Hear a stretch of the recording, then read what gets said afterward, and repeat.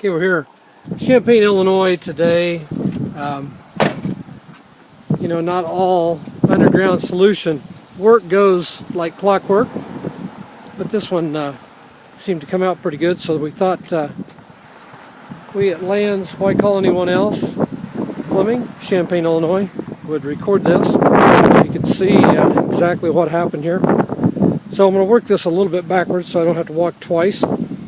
The storm drain, as in most of the storm drains in Champaign area, there's a 4-inch line that runs, and this one starts down about where that tree is at the end, because that's the start of it. They run down through the backside of homes in nice subdivisions, very nice homes. And what happens is contractors, you know, 10-15 years ago when these houses were built, took 1.5-inch Schedule 40 PVC, and they ran them out 3 feet deep and tied into these 4-inch lines by poking a hole, drilling a hole with a drill, and poking the 1.5-inch pipe in. And what that does is allows the sump pump to drain directly into the storm, and thus allowing the storm water from the sump pit to be dispersed. So when we came over today, one of our plumbers had been here a while back. Thanks, sir. He'd been here a while back, and what he did was he took the sump pump. It had a water backup, so he switched the sump pump over to the water backup and has been shooting it out here on the ground for a few days till we could get over here to find out. The owner, Jack here, thought that maybe that the line had broken because they had dug up here at the house when the house had shifted here years ago, and we thought maybe it had separated again. So I had Dustin, who's walking away here, is a large unit of a man, had Dustin come over and hand dig this up. It's 3 foot down, and we ran water, but it wouldn't drain out. So Dustin gave me a call, and I came over with the camera and cabling machines, and we cameraed from here. But it's a mini camera. We took the head off of it, the head that keeps it up out of the water, so it'd make it small, and we located it, turning into a 45 right here, heading out towards that storm.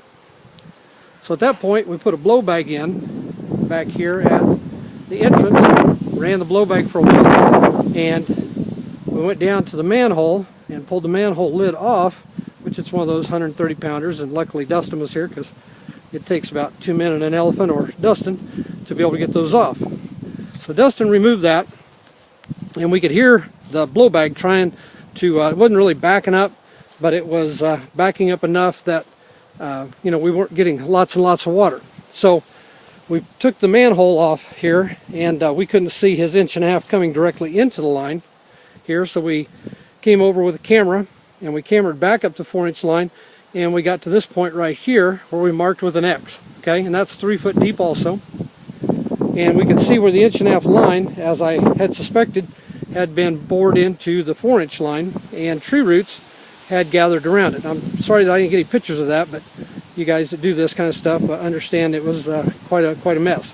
So we took and cabled from here back to that, and with a Spartan Model 100, and was able to grab a hold of all the roots, or most of them anyway, and pull those out. Now we're coming back Tuesday to put in a water backup and a few different things, or new style water backup, and yeah, lyric alarm and some different things. And so at that time we're going to do some type of a foaming root control, like a Root X root control, down into the sump pit, and then the pump will pump it out here to that point.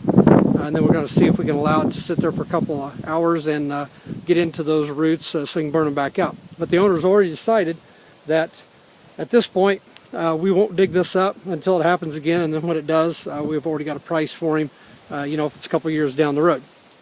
So this doesn't usually happen, okay? Stories like this usually end up with, this is 130 feet from where Dustin is up there out to this manhole. Usually what happens is the guy's yard gets ruined, the irrigation all gets tore up because you're digging out through you know, really nice area here with grass here in central Illinois. But we were fortunate today with technology, with camera, which I'm going to show you the camera we used and the machine that we used to cable it out. And this is the locator sitting on top of the Model 100 by Spartan. And then we got the cameras back in there, and then that looks like a golf cart, but that's probably actually a cart to move a hot water heater or something, I'm sure. But anyway, this is just a success story from Lanz Plumbing in Champaign, Illinois.